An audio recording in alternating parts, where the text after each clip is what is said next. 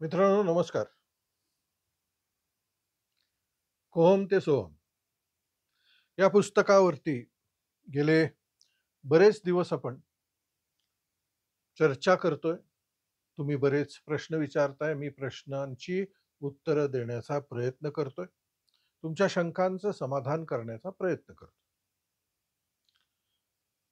बरेच प्रश्न येतायत आणि तुमच्या कमेंट्समधून मला हे लक्षात येतंय, की बरेच लोकांचे बरेच प्रॉब्लेम्स किंवा बऱ्याच शंका दूर होत आहेत ह्या आपल्या व्हिडिओच्या सीरीजमधून.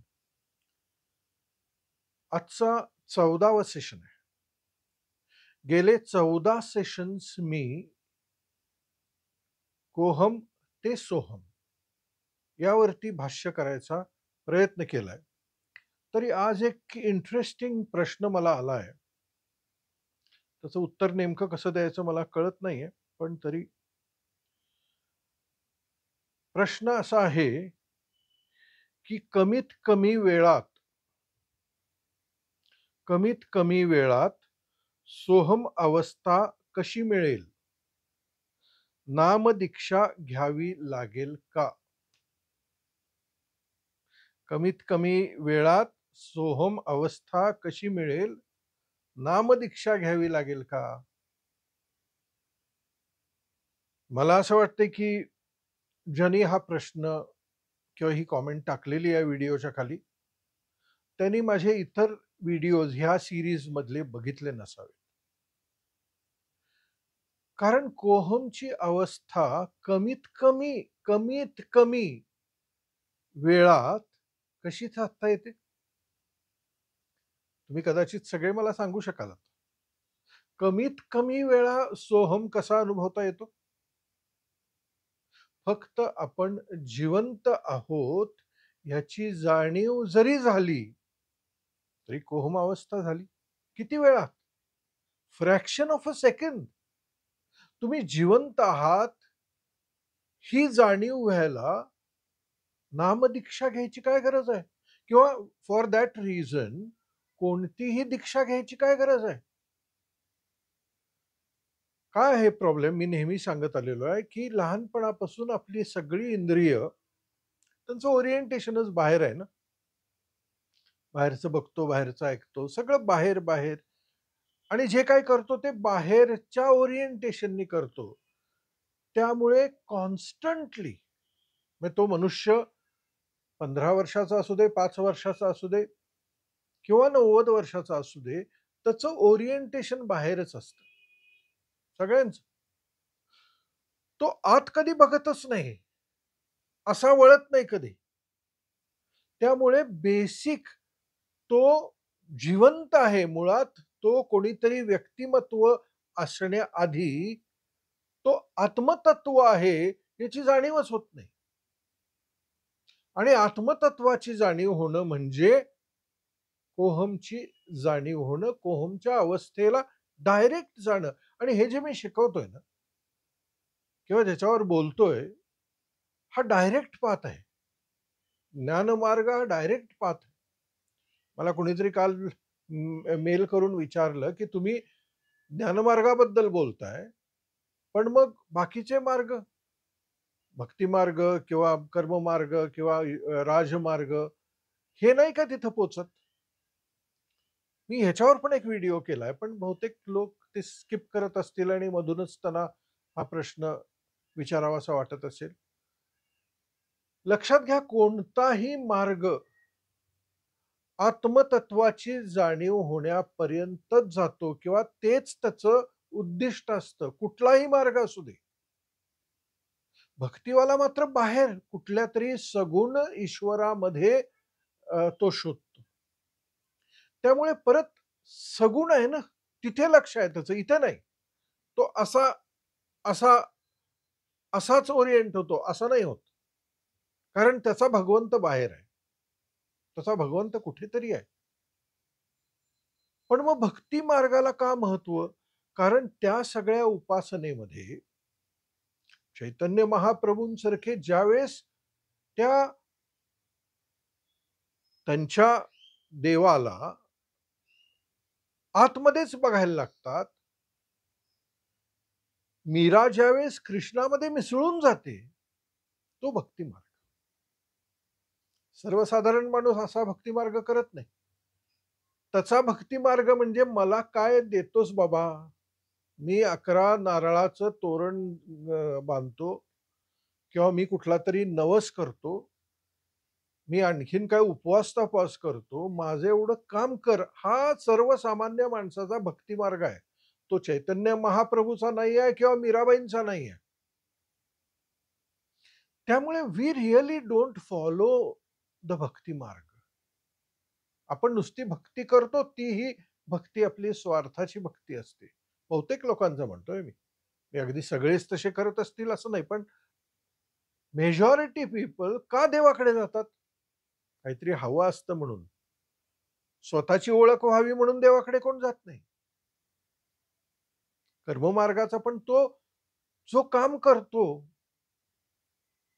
त्याच्यामध्ये त्यांना भगवंत दिसला पाहिजे. बाबा आमटेंसारखा, मदर तेरेसांसारखा. स्व राहतच नाही. मेरा मुझ में कुछ नहीं, जो कुछ है वो तेरा. तेरा तुझको सौंप दे, क्या लागत है मेरा. मी राहतच नाही त्या कर्ममार्गामध्ये. आणि राजमार्गामध्ये सगळा जो प्रोसिजर आहे, यम, नियम, आसन, प्राणायाम, प्रत्याहार, धारणा, ध्यान, समाधी, 8 स्टेप्स आहेत. मी त्यातलं कुठलं तरी निवडतो एक ध्यान आणि मला असं वाटतं की समाधीपर्यंत मी ध्यान करून जाऊ शकतो. अरे पण बाकीच्या 8 स्टेप्स. त्यामुळे आपण खऱ्या अर्थाने ज्यावेळेस दुसऱ्या सगळ्या मार्गांबद्दल बोलतो ना, आपण कुठले फॉलोच करत नसतो. कारण त्यांच्याबद्दल आपल्याला काही माहिती नसतं. कारण आपल्याला तसं त्या पॉइंट ऑफ व्ह्यूनी कोणी शिकवलेलंच नसतं. ज्ञानमार्ग हा थेट मार्ग आहे. तू कोण आहेस? आज जा बघ तुझ्यासाठी. तुला जिवंत ठेवणारं जे आत्मतत्व आहे, तो तू आहेस. पण तू कोण समजतो स्वतःला? ते व्यक्तिमत्व. असू दे, ते व्यवहाराला व्यक्तिमत्वच आहे. पण जाणून घेण्यासाठी ते आत्मतत्व आहे. सो बाहेरची रियालिटी आणि आतली स्पिरिच्युअलिटी. सो या रियालिटीचा आणि स्पिरिच्युअलिटीचा संगम झालं पाहिजे. तर वेगळ्या दृष्टीनं, जाणीवेनं जीवन कळतं. पण आपल्याला वेळ नाहीये हे म्हणतात तसं कमीत कमी वेळात. याच्यावरनं मला एक गोष्ट आठवली. असेच कमीत कमी वेळात अध्यात्म आणि अवेकनिंग होण्याच्या इच्छेनं एक साधक एका गुरुकडे जातात आणि गुरुला म्हणतात, मला शिकायचं आहे आपल्याकडे. अध्यात्म शिकायचं आहे, अंतर्ज्ञान सगळं शिकायचं आहे. शिकवाल काय? शिकवतो. राहावा इथं. राहायला लागतात. महिना जातो, 2 महिने जातात, 3 महिने जातात. काय रेग्युलर त्यांचं जे काय रोज ते बोलतात तेच ते रोज बोलत असतात. काय इकडची तिकडची आश्रमातली कामं करायची. 4 महिने जातात, 5 महिने जातात, 6 महिने जातात, 8 महिने जातात. ह्याच्या पुढं काही जातच नाही ना. मग ते अस्वस्थ होतात. कमीत कमी वेळात पाहिजे असतं त्याला. अस्वस्थ होतात. गुरूंच्याकडे जातात म्हणतात, "गुरुदेव, अहो 8 महिने झाले राव. हे काय हललेलंच नाहीये." अरे ते म्हणतात, "मी 8 महिने तुला जागं करायचा प्रयत्न करायला लागलोय. रोज काय ऐकतोस मग? अहो काय तुम्ही ते सांगताय रोज. मग ते तुला कळतंय कुठं? मग आता काय करू?" काय नाही म्हणतो, "एक काम कर आणि नारळ घे." त्याला वाटतं आता नारळ देऊन काहीतरी चमत्कार करणार गुरु. नारळ देतात ते गुरु. काय करू याचं? ह्यातलं जे नारळ आहे ना म्हणतं, ते वेगळा करून आण. शिष्य म्हणतोय, नारळ वेगळा कसा करू? अहो, तो फोडला जर मी हा नारळ, तर तो त्याला चिकटलेलाच आहे ना. तो म्हणतो, तेच तर शिकायचं आहे ना आपण. तेच शिकवायला लागलोय गेले 8 महिने. नाही म्हणलं, माझ्या काही डोक्यात शिरत नाहीये. मला जरा सांगा, म्हणजे नीट समजून सांगा. मग गुरु दुसरा नारळ काढतात. म्हणतात, "हा घे. हलवून बघ." आत त्याचं गोटी तयार झालेली असते. तो जो नारळ वाळून सुट्टा झालेला असतो. त्या बाहेरच्या कोटिंगपासून हलतो आत. म्हणतो, "हे हलतोय. मग हा वेगळा करता येईल?" "हो, करता येईल की," म्हणतो. "तेच तर सांगतोय," म्हणतोय तुला. "तू अजून चिकटलेला इतका आहेस त्या देहाला, त्या आयडेंटिटीला, तुला कसा अवेकनिंग होणार कसं तुझं? तुला घाई आहे." अरे, तो नारळ पिकला तरी पाहिजे ना, वाळला तरी पाहिजे. त्याच्यात भिनलं पाहिजे ते सगळं, तर ते सुट्ट होणार आहे. सो मित्रांनो, मला विचाराल तर असला कुठला शॉर्टकट नसतो. हे कमीत कमी वेळात सांगा काय, असा शॉर्टकट नसतो कुठला. कारण एकदा सोहम मी कोण आहे हे कळल्यानंतर देखील त्या सोहममध्ये राहता आलं पाहिजे आणि इव्हेंच्युअली सोहम जागा होतो. मग लक्षात येतं की मी इन रिॲलिटी सोहम आहे आणि माझ्यामध्ये हा कोहम पण आहे. ही बाहेरचा फंक्शनल रिॲलिटीचा सेल्फ देखील आहे. आणि त्या त्या अंडरस्टँडिंगनी जीवन ज्यावेळेस जगलं जातं, त्यावेळेस ते निर्लेप असतं.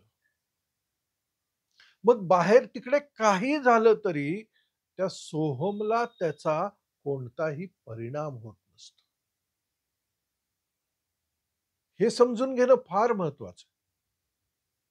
म्हणून आजचा जो व्हिडिओ आहे, तो ॲक्चुअली मला कोल्हापूरचे आपले मित्र आहेत, किशोर चव्हाण, त्यांनी पाठवलेला आहे. किशोर आणि माझा परिचय अगदी माझ्या कॉलेजच्या दिवसांपासूनचा आहे. त्यामुळे मला फार वर्ष किशोर ओळखतायत. पण ते साधक आहेत. मी त्यांना इतके वर्ष ओळखतो. ते काही ना काहीतरी शोधत असतात. आणि त्यांची प्रगती आहे. ते त्यांना जे काही कळलेलं असू दे. आपल्याला सगळंच ओव्हरनाईट कळतं असं नाही. कारण मुळात सांगणारे हजार असतात हो. अर्धा प्रश्न पडतो जीवनामध्ये, जो मला पडला होता माझ्या जीवनामध्ये. खरं काय? What am I suppose to really understand? कोण मला कर्मकांडामध्ये गुंतवून ठेवतं, कोण मला मला आणखीन कशात तरी गुंतवून ठेवतं, कोण मला नामामध्ये गुंतवून ठेवतं, कोण मला जपामध्ये गुंतवून ठेवतं, कोण मला हे करू नको आणि ते करू नको मध्ये डूज अँड डोंट्स मध्ये गुंतवून ठेवतं. मग मी नेमकं करायचं काय? हा गोंधळ माझा 20 वर्ष चालला. आणि मग मला कळलं की ये जरुरी नहीं है. जो हमको समझना है उसके लिए ये सब जरुरी नहीं है. आणि म्हणून कोहम ते सोहम लिहिलं. सो गोंधळणं ह्या मार्गावर गोंधळणं स्वाभाविकच आहे. कारण प्रत्येक जण काहीतरी त्याचं वेगळी एक बैठक असते. त्या बैठकीतून सांगण्याचा प्रयत्न करतो. मी या सगळ्या बैठकी बाजूला काढतो आणि थेट सांगतो, इधर जाओ. तिथं काही नाहीये, दुसरं काही नाहीये. कोणाला मानायचं नाहीये, कोणाला नमस्कार करायचा नाही, कोण गुरु नाहीये, कोण शिष्य नाहीये, कोण नाहीये. कारण तुमच्या आतला आत्मतत्व हाच तुमचा गुरु आहे. बाहेरचे गुरु सगळे बाजूला काढून टाका. गुरु एकदा जागृत करा. तो तुमचं आयुष्य विनाशायाच हाकेल. That is what I am trying to tell you. So anyway, Kishore काय म्हणतात बघूया. किशोर म्हणतात, "सर नमस्कार." आता माझे कॉलेजचे मित्र असून देखील मला इथं सर म्हणतात ते. म्हणू देत. धन्यवाद. सोहम साधना बरीचशी कळली आहे आणि गेले बरेच दिवस तुम्ही या विषयावर शंका समाधान करत आहात. त्यामुळे चांगले मार्गदर्शन होत आहे. गुड. हा प्रतिसाद, ह्या प्रतिसादाबद्दल मी बोलत होतो. कालच्या व्हिडिओमध्ये देखील मी काय म्हटलं, की मी बोलतोय ना तुमच्याशी. तुम्हाला कळतंय, नाही कळत, प्रतिसाद द्या. तर मला पण लक्षात येतंय, की ओके, मी हा जो प्रयत्न करायला लागलेलो आहे, तुमच्यासाठी हा जो वेळ काढायला लागलेलो आहे, तो सार्थकी लागत आहे. It is being useful. So हे मी बोलल्यानंतर मला बरेचशा लोकांनी कॉमेंट केले, की yes they are understanding. So कळतं की ओके. आणि तुम्ही कॉमेंट केल्यावरच कळतं. जसं मगाशी आपल्या मित्रांनी सांगितलं, कमीत कमी वेळात सांगा, सोहम कसा साधायचा. असे प्रश्न पण कळतात. आणि अनेक लोकांना असे प्रश्न पण असू शकतात. त्याचंही उत्तर मिळालं पाहिजे ना. सो गुड, म्हणजे तुम्ही आता प्रतिसाद द्यायला लागलाय, त्यामुळे मला पण बरं वाटतंय, की येस, तुम्हाला कळायला लागलंय काय चाललंय आपलं हे. प्रत्यक्ष भेटीत चर्चा झाल्यानंतर कळले, की मी जी 20 मिनिटं बीइंगची प्रॅक्टिस करत होतो, म्हणजे ते एक 20 मिनिटं सगळी माणसं 20 मिनिटाचं मेडिटेशन वगैरे करतात. त्या दिवशी मला ते भेटले युनिव्हर्सिटीमध्ये. मी त्यांना म्हटलं, की हे नुसतं 20 मिनिटाचा करून उपयोग नाही, कॉस्मेटिक आहे ते.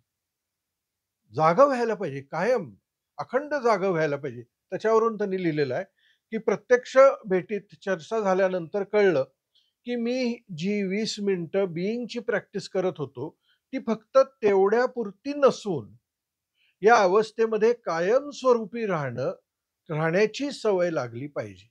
बरोबर आहे. करेक्ट. दुसरा प्रश्न वयाचा विचारला होता. तो पण क्लिअर झाला. हा बीइंग जो आहे, हा एजलेस आहे. Correct, perfect. हे जे आत्मतत्व आहे, ज्यांनी तुम्हाला जिवंत ठेवलेलं आहे, ते जे तत्व आहे, त्याला वयच नाहीये ना. ते कधी जन्मलेलं पण नाही आणि ते कधी मरणार पण नाही. अनंत आहे ते. सो ते म्हणतात ते ते कळलं. वयच नाही, बॉडीला वय आहे.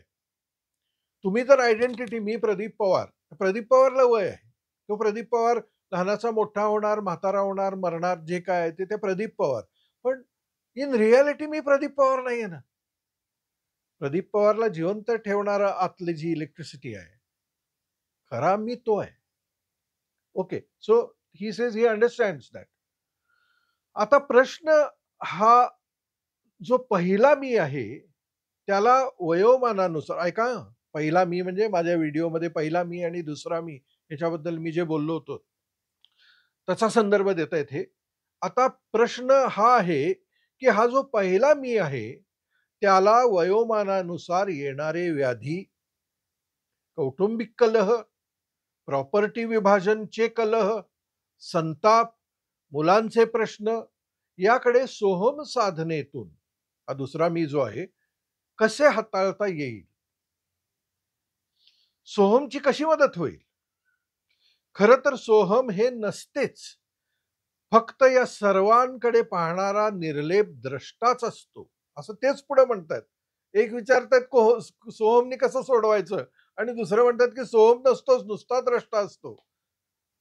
इथे थोडा गोंधळ होतोय व भीती पण वाटते. तुम्ही एवढं समजावून सांगत आहात, तरी पण मी शांतपणे अभ्यास न करता काही चुकीचं तर विचारत नाही ना? असो, तुम्ही नाहीतर कान पकडून कोण सांग तुम्ही नाहीतर कान पकडून कोण सांगणार? एनिवे, हे खरं आहे. काय होतं, की हे दैनंदिन जीवन जे आपल्या वाटेला आलेलं आहे ना, इतकं चॅलेंजेसनी भरलेलं आहे,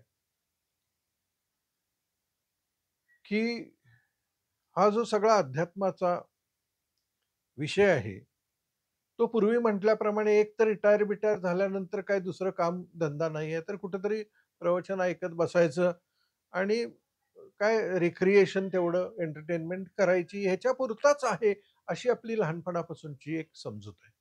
त्यामुळे इकडं कोणी वळतच नाही. पण इकडं लहानपणापासून वळण्याचा जर आपल्याला एक डायरेक्शन मिळालं, तर मगाशी मी म्हटलं तसं त्या नारळातली आतली जी कवटी आहे ना, ती विभक्त होते. आणि मग किशोरच पुढे म्हणतात तसं, की मी नुसता द्रष्टा आहे, मी नुसता साक्षी आहे. एकदा मी साक्षी आहे हे कळल्यानंतर त्या किशोर चव्हाण व्यक्तीला काय होतंय, ह्याला मला काय घेणं आहे? I am disassociated with that person. कुत्ता जाने और चमडा जाने. कारण मी तो नाही आहे. पण हे सगळं समजायला आणि प्रॅक्टिकली उतरायला फार अवघड आहे.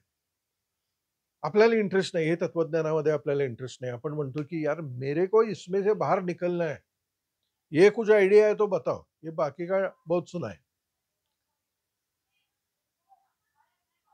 खरं तर ह्या प्रश्नावरती मी ह्या नव्हे पण अशा प्रश्नांच्या वरती विचार करूनच मी कोहम ते सोहम भाग 2 हे पुस्तक लिहिणार आहे. की ओके कळलं की मी सोहम आहे. कळलं, ओके समजलं, पूर्ण समजलं. त्याचा अभ्यास सुरू झाला. पुढं काय? त्याचा मला दैनंदिन जीवनामध्ये कसा उपयोग होऊ शकतो? माझी जी साधना चालू आहे ती योग्य पद्धतीत चालू आहे काय हे मला कसं कळणार? आणि ह्यामध्ये खरे अडथळे काय काय आहेत? हा त्या पुस्तकाचा विषय आहे आणि लवकरच ते लिहायला मी घेणार आहे. त्यामुळे हे पण कळलं पाहिजे की जर मला मी सोहम आहे, हा सोहम तत्व जर मला कळलं, डज इट हेल्प माय कोहम लाईफ? माझ्या रियालिटीवरती माझी स्पिरिच्युअलिटी परिणाम करते काय? त्याचं उत्तर येस असं आहे. पण ते कळायला पाहिजे. आणखीन जरा डीपर लेव्हलला जाऊन कळायला पाहिजे. प्रश्न ज्यावेळेस तुम्ही तुमच्या रियालिटीतला प्रश्न, कोहमच्या डायमेन्शनचा प्रश्न, पहिल्या मीच्या जीवनाबद्दलचा प्रश्न, व्यक्तिमत्वातला प्रश्न ज्यावेळेस तुम्ही तुमच्या मनातून विचारता, त्यावेळेला तिथं उत्तर नाहीये. पण ज्यावेळेस तुम्ही आत्मतत्वामध्ये जाता, त्याच्यावर स्थिरावता आणि तिथून हा प्रश्न विचारता किंवा तिथून ज्यावेळेस म्हणता की ही समस्या आहे मला, ह्यातून कसा मी बाहेर सुटणार? त्यावेळेस उत्तर त्या लिमिटेड मनातून येत नाही, त्या अनलिमिटेड स्पेक्ट्रम मधून येतं. आणि माझा अनुभव असा आहे आणि जे लोक ह्याच्यावरती अभ्यास करतात, जे लोक ह्याच्यावरती रिसर्च करतात, असं म्हणूयात. बरेच लोक जगामध्ये आज बरेच लोक रिसर्च करतायत या अवस्थेचा दैनंदिन जीवनावरती काय परिणाम होतो यावर. तर त्यांना असं लक्षात आलेलं आहे की ज्यावेळेस आपण त्या ते डायमेन्शन जागं झाल्यानंतर तिथून या प्रश्नांकडे आपल्या बघतो, त्यावेळेस त्याला सोडवायला तो जो अनंत आहे, इन्फायनाईट स्पेक्ट्रम आहे, तो कामाला लागतो. तेच मी त्या पुस्तकामध्ये लिहिण्याचा प्रयत्न करणार आहे. पण तरी किशोर तुमच्या प्रश्नांना मी उत्तर देण्याचा प्रयत्न करतो, कारण हा नुसता तुमचा प्रश्न नाहीये, हा अनेकांचा प्रश्न असेल. हाच प्रश्न बुद्धांना विचारला. बुद्ध काय म्हणाले? बुद्ध म्हणाले, ऐका फार इंटरेस्टिंग आहे. बुद्ध म्हणाले, की जीवनामध्ये 2 बाण लागत असतात आपल्याला. धनुष्यबाणातले बाण, 2 बाण लागत असतात. एक, जीवन जसं अनफोल्ड होतं ना, जीवन जसं अनफोल्ड होतं, अनेक अप्रिय घटना घडतात जीवनामध्ये. तो पहिला बाण. पहिला बाण, की असं घडलं. आता किशोर म्हणाले तसे वयाप्रमाणे होणाऱ्या व्याधी असू देत किंवा कलह असू देत, घरातले कलह असू देत, मुलांशी प्रॉब्लेम असू देत, समाजाशी प्रॉब्लेम असू देत, कोर्ट कचेऱ्या असू देत किंवा जे काही, म्हणजे मी आजूबाजूला बघताना इतके काहीतरी विलक्षण घटना जीवनामध्ये घडत असतात. मला आठवतंय, म्हणजे मला एक आठवली गोष्ट, की भारतामध्ये गोव्यामध्ये एक व्यक्ती एका पोर्तुगीजाकडे काम करायची, तिथला रहिवासी. आणि ज्यावेळेस पोर्तुगीज गोवा सोडून जायला लागले, त्यावेळेस त्या व्यक्तीला त्याचा विश्वास होतो माणूस, त्याला पोर्तुगीजांनी सांगितलं, की आमचं सगळं जे काय संपत्ती आहे ना, सोनं, नाणं, जी काही संपत्ती, खजिना आहे आमचा, तुझा शेत आहे इथं, हे उखरूया आणि इथं घालूया. आम्ही जातो, तिथली सगळी मॅनेजमेंट करतो आणि परत येतो आणि घेऊन जातो. तोपर्यंत तू तशी राखण कर. ठीक आहे म्हणाला. त्यांचा तो नाहीतरी जवळचा माणूस असतो. पोर्तुगीज गेले. महिना झाला, 2 महिने झाले, 3 महिने झाले, 6 महिने झाले, वर्ष झालं, 2 वर्ष झालं, 4 वर्ष झाली. परत आलेच नाहीत.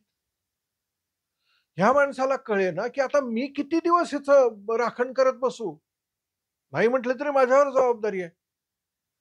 असे बरेच दिवस गेले. पोर्तुगीज काय परत आले नाहीत. त्या माणसाने सगळं ते काढलं बाहेर आणि त्यातून भारतामधला एक फार मोठा एम्पायर त्यांनी बिल्ड केलं. काय घटना आहे? काही घेणं नाही, देणं नाही. कुठून तरी असं घबाड अंगावर पडलं. असंही घडतं. असंही घडू शकतं. कोणाच्या जीवनामध्ये कारण नसताना अनपेक्षितपणे काही अशा अप्रिय घटना घडतात. आमच्याच कुटुंबातल्या मॅडम आहेत एक, त्यांचे मिस्टर बॅग भरत होते, कुठेतरी जायचं होतं. त्यांना बॅग भरत होते. बॅग भरता भरता तिथं पडले आणि गेले.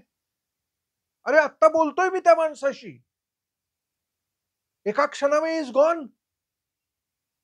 असेही प्रसंग घडतात. कोल्हापुरात परवा, कोल्हापूरच्या जवळच्या एका गावामध्ये एकाच घरातली 2 मुलं, एक 5 वर्षाचा मुलगा आणि एक 8 वर्षाची मुलगी, काहीतरी खाल्लं त्यांनी, केक वगैरे. दुपारी मुलगा गेला आणि संध्याकाळी मुलगी गेली. एकाच कुटुंबातले, एका दिवशी. हा पहिला बाण आहे. बुद्ध म्हणतात, हे असले बाण लागतच राहणार जीवनामध्ये. कारण आपल्या हातातच नाहीये ना काही. हातातच काही नाहीये. सो असले बाण जीवनामध्ये लागतच राहणार. त्याची बुद्धीनं मॅनेजमेंट जी काय आहे ती करायची आहे. पण प्रॉब्लेम दुसऱ्या बाणाचा आहे.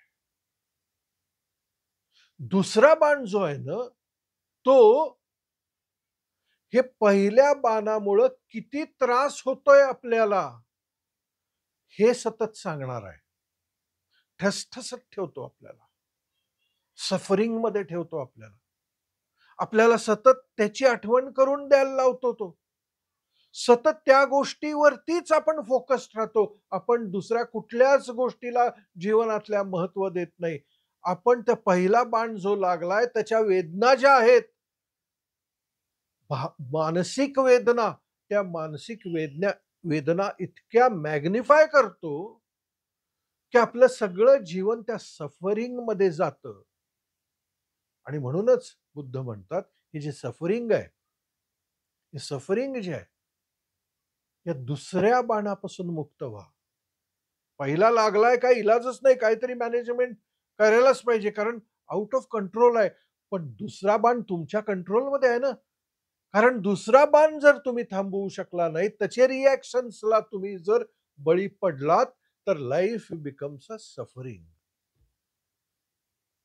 ऑस्कर वाईल्डचं कुठलं तरी वाक्य मी परवाच्या व्हिडिओमध्ये बोललो होतो. ऑस्कर वाईल्ड म्हणतो, की I had a lot of problems in my life. I had a lot of problems in my life, out of which some really happened. दुसरा बाण.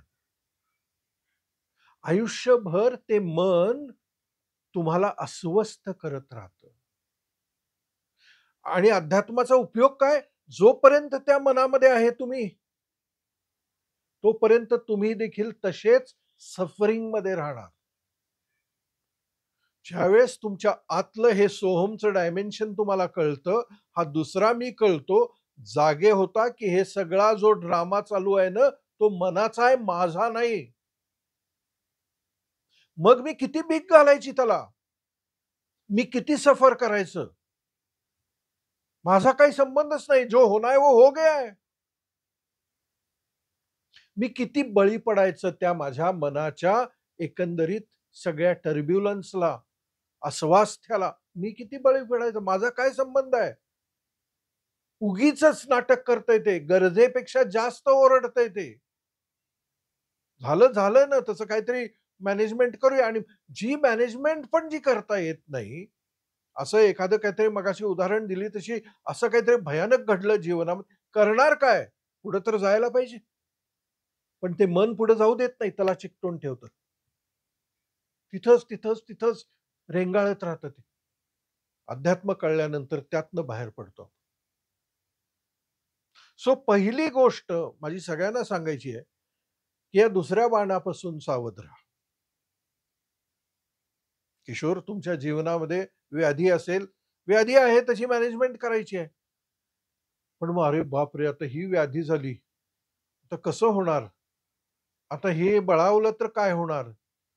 आणि नाही कंट्रोलमध्ये आलं तर काय होणार? आणि ते परवा ऐकला की तो माणूस पडून लगेच मेला. आपण पण मेलो तर काय होणार? हा दुसरा बाण. हा कलह सगळा आहे. तो डोक्याने जसा आहे टेक्निकली सोडवायचा तसा सोडवायचा. मानसिक जर त्याचा त्रास करून घ्यायला लागलो, तर त्या दुसऱ्या बाणामध्येच राहणार आयुष्यभर आणि कधी मुक्तच होणार नाही. आणि मुक्ती मिळणं हा अध्यात्माचा खरा उद्देश आहे. या सगळ्या दुःखातून दुःख निवृत्ती. प्रॉमिस काय आहे अध्यात्माचं? आत्यंतिक दुःख निवृत्ती आणि परमानंद प्राप्ती. एकदा त्यातून मी बाहेर पडलो ना, की तुझा ड्रामा किती सहन करायचा मला माहिती आहे. त्रास होणार ओके. पण तो त्रास किती कंटिन्यू करायचा हे मला कळतं ज्यावेळेस मी मागे जातो. सो एकतर या अध्यात्माचा उपयोग काय? ॲक्चुअल जीवनामध्ये how does spirituality help the reality? ते मी येणाऱ्या पुस्तकामध्ये लिहिणार आहे. तुम्हाला थोडी वाट बघायला लागेल. पण तोपर्यंत ह्या सगळ्या गोष्टींवर विचार करा. तुम्ही ह्यातनं मुक्त व्हाल. रोजच्या दिवसेंदिवस उत्पन्न होणाऱ्या क्लेशापासून मुक्त व्हाल. कारण तुम्ही बाहेर गेलेले असाल. त्याच्याकडं एक मनाचा खेळ म्हणून बघाल. तुमचा नाही. तुम्ही आणि मन विभक्त व्हाल. This is the objective of spirituality. आजचा व्हिडिओ मोठा झालेला आहे. पण इम्पॉर्टंट आहे. हे कळलं नाही तर नुसता 2-4 मिनिटात सांगून काय उपयोग? म्हणून तो जरा जास्त एक्सप्लेन केला. ऐका, समजून घ्या आणि काही प्रश्न असतील तर प्रश्न विचारा मला. मला कमेंटमध्ये प्रश्न विचारा, मेल करा. मी याच्या डिस्क्रिप्शनमध्ये माझा मेल आयडी देतो. पुस्तक वाचलं नसेल तर वाचा. अनेक लोक मी ऐकलं की लोकांना द्यायला लागलेली आहेत हे पुस्तक. त्यांना इंट्रोड्यूस करायला लागलेत या विषयाकडे. अनेक लोक म्हणतात की "हे तुम्ही काय बोलताय? मला माहीतच नव्हतं." हे डायमेन्शनच आयुष्याचं माहीत नाही. प्रयत्न आहे. मला एक इन्स्ट्रुमेंट बनवलं त्या युनिव्हर्सनी हे सगळं करायचं, म्हणून मी करतोय. मेरा मुझ में कुछ नहीं, जो कुछ है वो तेरा, तेरा तुझको सौंप दे, क्या लागत है मेरा. मी आपला निवांत मागे द्रष्टा म्हणून हे सगळा खेळ, ही लीला बघतोय. धन्यवाद.